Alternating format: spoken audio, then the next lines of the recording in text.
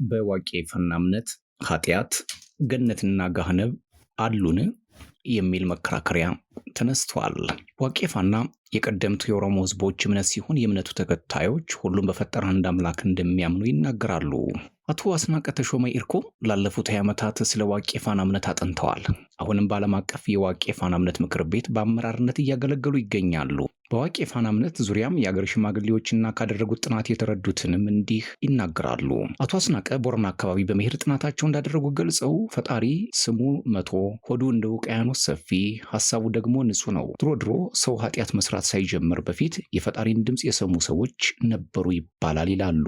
ስሙ መቶ ነው የሚለው ደግሞ ፈጣሪ አንድና ከሁሉ በላይ የሆነ መሆኑንና ሃይማኖቶች ወይንም እምነቶች ግን ብዙ መሆናቸውን ለማሳየት መሆኑን አቶ አስናቀ ያብራራሉ። አሁን ይሁንና ፈጣሪን በዓይን ያየ ሰው የለም በማለት ነው ኦሮሞ የሚያምነው ሲሉ ያስረዳሉ። ኦሮሞ ፈጣሪ ጥቁር ነው ይላል።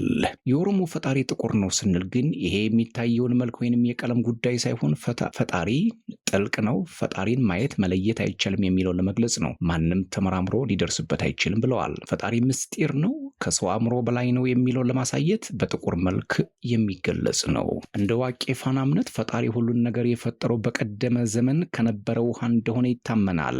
ፈጣሪም ይህንን ውሃም የላይኛውና የታችኛውን ውሃ በማለት ለሁለት ከፈለው የሚሉት አቶ አስናቀ የላይኛው ውሃ ጠፈር ውስጥ የሚገኙ አካላትን ሰማይን፣ እንዲሁም ፀሐይና ከዋክብትን ይይዛል። የታችኛው ደግሞ የውሃ አካላትን እንደ ውቅያኖስ፣ ባህርን፣ ደረቅ መሬትን ይይዟል። ዋቄፈና በዚህ ምድር ላይ ያሉ ፍጥረታት በሙሉ በ27 ቀናት ተፈጠሩ ብሎ ነው የሚያምነው።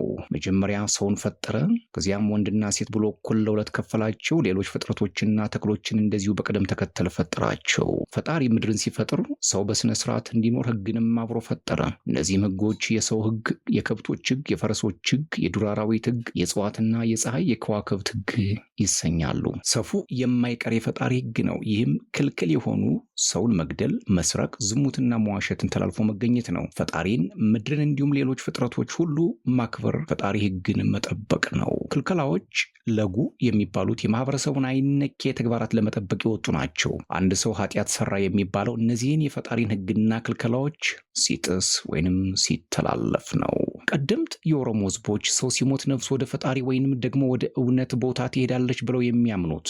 እንደ ዋቄፈና እምነት ሰው ከውሃ፣ ከነፋስ፣ ከእሳትና ከአፈር ባንድ ላይ ተሰርቷል። ስለዚህ ሰው ሲሞት አካሉ ከአፈር ይቀላቀላል፣ ደሙ ወደ ውሃ ይሰርጋል፣ ነፍሱ ደግሞ ወደ ፈጣሪው ይሄዳል። እንደ ሌሎች እምነቶች ዋቄፈና ሰው ከሞተ በኋላ ይነሳል ወይንም በህይወት ይኖራል ብሎ አያምንም። እንዲሁም በሰይጣን መኖርና ፈጣሪን የሚገዳደር ሌላ ኃይል አለ ብሎ አያምንም። ዋቄፈና ሰዎችንም ኃጢአት እንዲሰሩ የሚያስገድዳቸው ኃይል የለም ብሎ ነው የሚያምነው ይላሉ ተመራማሪው አቶ አስናቀ።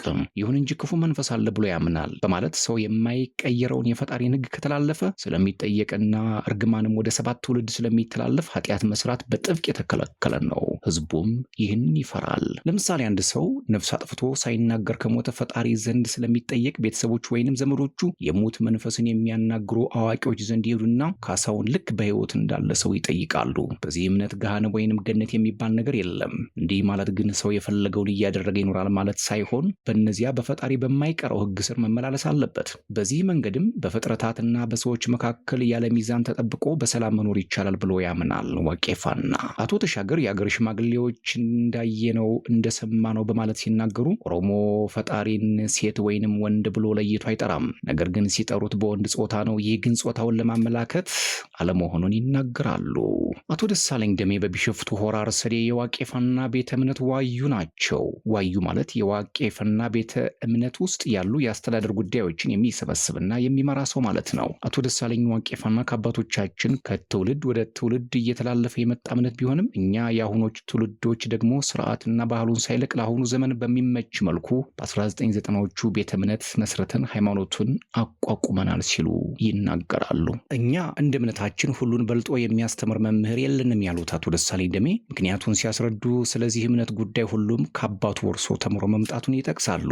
ይሁን እንጂ የውይይት ጥላ የሚባል ዝግጅት እንዳላቸው ገልጸዋል። በዚህም ስለ ፈጣሪ ተነጋግረን ፈጣሪን ለምነን እንገባለን ሲሉም ያክላሉ። በአጠቃላይ ግን እምነቱ በበላይነት የሚመራው ቃሉ ነው። በአሁኑ ጊዜ በቢሸፍቱ ከተማ ብቻ 4 የዋቄፈና ቤተ እምነቶች አሉ። ከቢሸፍቱ በተጨማሪ በአዳማ፣ ባቱ፣ ሰበታና ወሊሶ እንዲሁም ቤተ እምነቶች ይገኛሉ።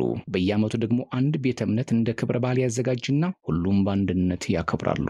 የሆረ አርሰዴ ቤተ እምነት በግምት ከ5000 በላይ አባላት እንዳሉት አቶ ደሳለኝ ይናገራሉ። አብዛኞቹ አባላት ተማሪዎች ሲሆኑ ሰራተኞችና በተለያዩ የኑሮና የስራ ዘርፍ የሚገኙ ሰዎችም ናቸው።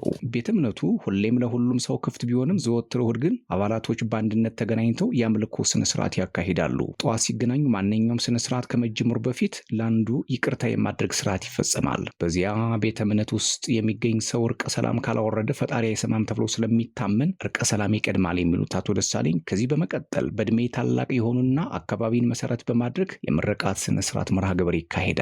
ከዚህ በኋላ ዋቄፈናን የሚመለከቱ ጉዳዮች በማንሳት በውይይቱ ጥላ ስር ያሉ አባቶች ይማማራሉ።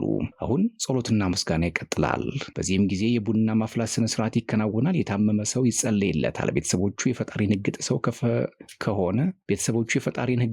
ከሆነ ፈጣሪ እንዲታረቃቸው ይለመናል።